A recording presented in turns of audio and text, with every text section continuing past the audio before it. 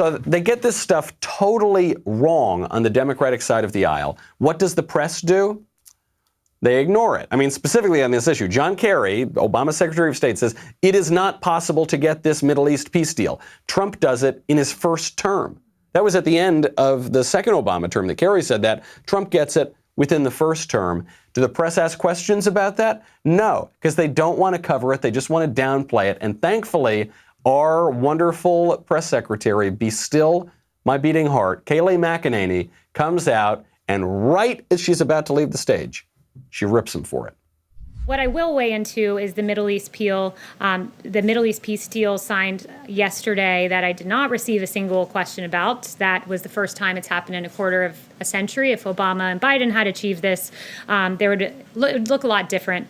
You wouldn't have Chuck Todd saying he's uncomfortable with the deal that brings peace between the United Arab Emirates and Israel and Bahrain. You wouldn't have CBS calling it, quote, a business deal. And you wouldn't have Nancy Pelosi calling it a distraction. Maybe it's a distraction from her visits to the hair salon, but those were significant agreements. First time in a quarter of a century, 3 peace deals in 29 days. Took 26 years for the prior 2 peace deals. So this, the Nobel Peace Prize nomination for the president, 2 of them, very well deserved. Thank you. Kayleigh, if he's a law and order president, why does he keep breaking the law? Kayleigh, no, stop it. Stop it. Stop hurting me, Kayleigh. I can't take it. I love how she does this because it's not just that she goes out and smacks the press. She lures them in. She does this whole press conference. She's waiting for them. Just, okay, I know. She knew that they're not going to ask any question about this historic peace deal. This peace deal that Trump brokered, that was the first normalization of relationships between Israel and an Arab nation in 26 years. Last time was 94. The time before that was 78. You'd think it'd be big news, right? They won't ask, so she waits. And then the very last point, she goes, okay, and before I leave, you all are a bunch of total hacks. You won't cover this because you're nothing but Democratic propagandists. Okay, good night, see ya. And then what? The best they can muster is, Kayleigh, he's mean. I don't like the orange man.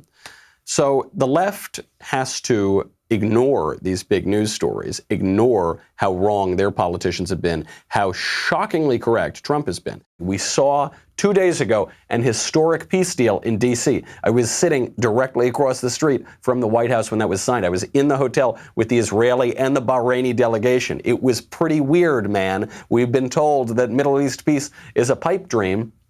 Now we're looking at peace deals not just with Israel and Bahrain and the United Arab Emirates, but it could include as many as 9 additional nations, including Saudi Arabia, who's the big dog in the region.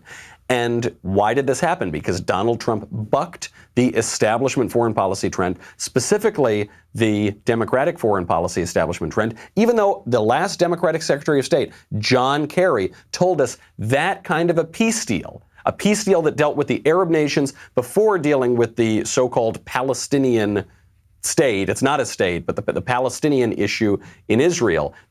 John Kerry said that would be absolutely impossible until it was possible. There will be no separate peace between Israel and the Arab world.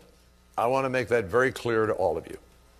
I've heard several prominent politicians in Israel sometimes saying, well, the Arab world's in a different place now. We just have to reach out to them and we can work some things with the Arab world and we'll deal with the Palestinians. No, no, no, and no. I can tell you that reaffirmed even in the last week as I have talked to leaders of the Arab community. There will be no advance and separate peace with the Arab world without the Palestinian process and Palestinian peace. Everybody needs to understand that. That is a hard reality.